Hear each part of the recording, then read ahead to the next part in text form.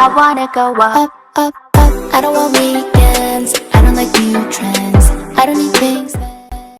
안녕하세요. 대한민국 수험생 여러분. 예비 고3과 고3 수험생들을 위해서 이 강의를 준비했고요. 2022학년도 6월 모의평가 해설 강의 시작하겠습니다. 여러분, 오답률이 굉장히 높았던 31번 문제부터 시작할게요. 정답률 24%. 지문을 읽을 때 배경 지식이 없으면 도대체 이해가 안 가는 지문이었기 때문에 학술적인 글을 읽는 훈련이 되어 있지 않다면 어려울 수 있는 지문이었습니다. 이 글을 읽는 방법을 알려드릴게요. 자, 첫 번째 줄부터 딱 시작을 해보면 감이 오시죠? 첫 번째 줄에 동사 없어요? 두 번째 줄에 동사 없습니다.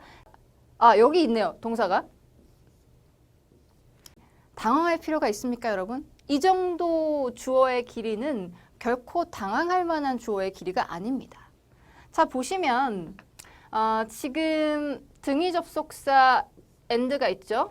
두 개의 전치사구가 병렬 구조로 연결되어 있습니다.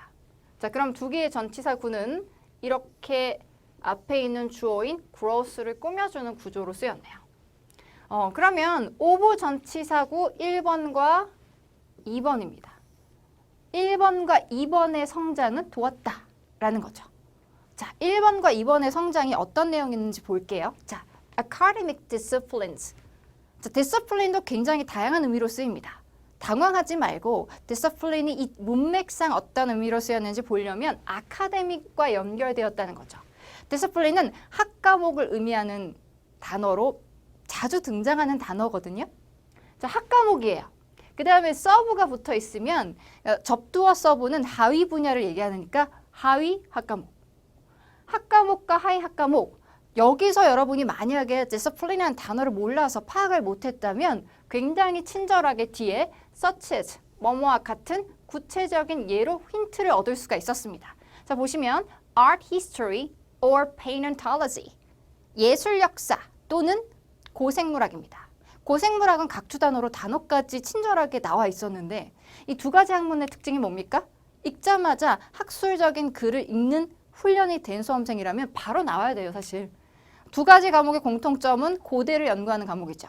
고대를 연구하는 과목은 현재 존재하지 않는 과거에 존재했던 것을 연구하는 학문이기 때문에 당연히 과거에 대한 콜렉팅을 전제로 하는 학문입니다. 무언가 과거에 나왔던 걸 수집해서 그걸 가지고 연구하는 학문이죠.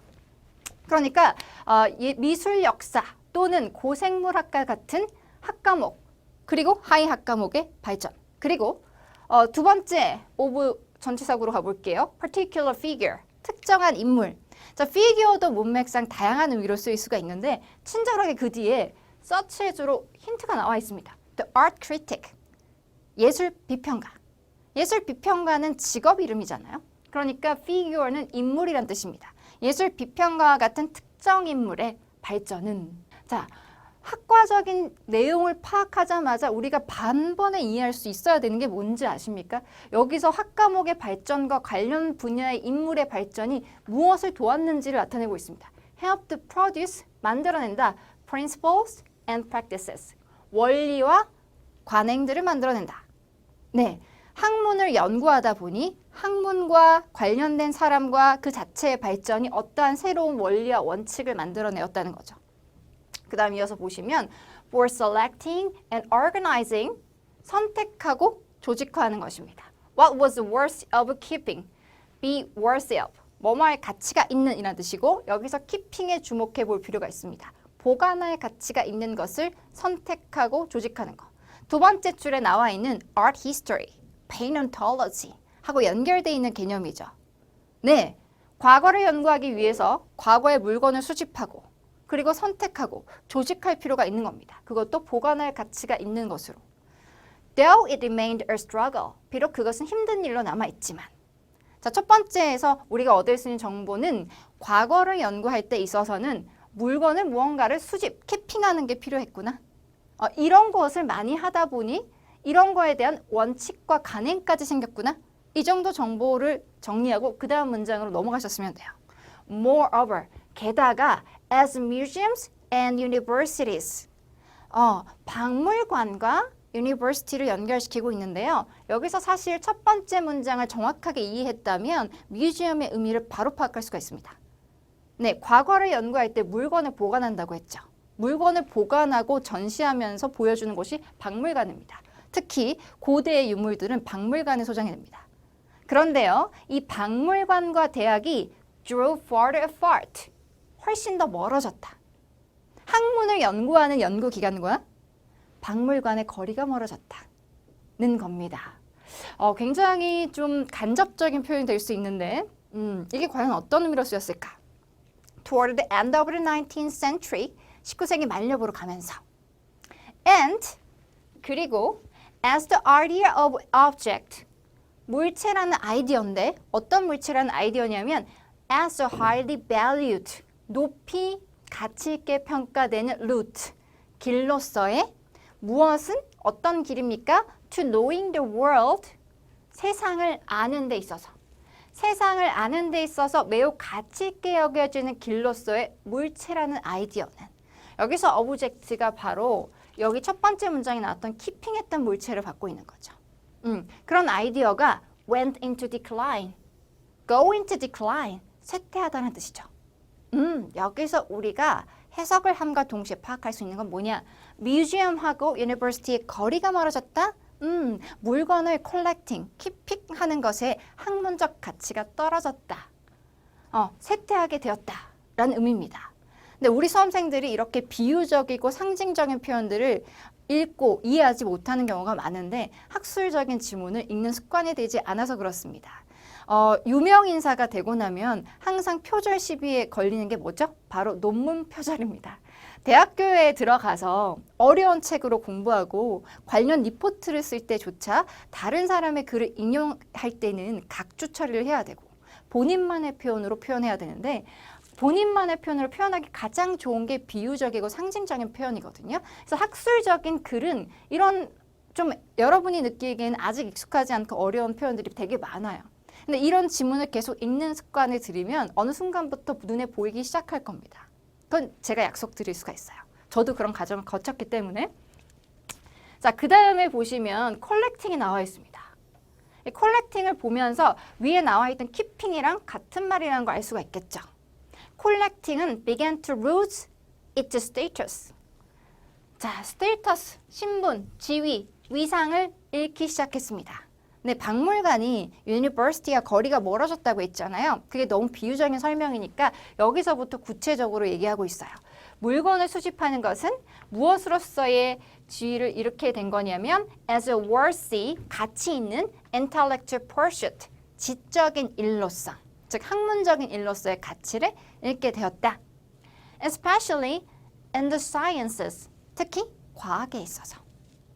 The really interesting and important aspect, 정말로 흥미롭고 중요한 측면. 정말로 흥미롭고 중요한 측면의 과학입니다. 과학에 있어서 정말 흥미롭고 중요한 측면은 were increasingly, 증가하게 those, 이러한 것들에 있었습니다라는 표현이죠. Invisible to the naked eyes. Naked eye, 육안이라고 하는 거죠. 아무것도 착용하지 않은 눈, 육안의 invisible, 보이지 않는 것에. 자, 그러면 이제까지 눈에 보였던 콜렉팅한 오브젝트는 가치를 잃게 되었다. 그리고 눈에 보이지 않는 가치가 새로운 학문적 가치로 떠오르게 되었다는 거죠. 자, 그 다음에 and the classification things collected. 자, 수집되어진 물건들의 분류는 no longer, 더 이상 promised, 장담하지 않았다. To produce cutting-edge knowledge, 최첨단의 지식을 만들어낼 것이라고 장담하지 않았다. The term butterfly collecting. 자, 여기서 collecting이 또 나왔습니다.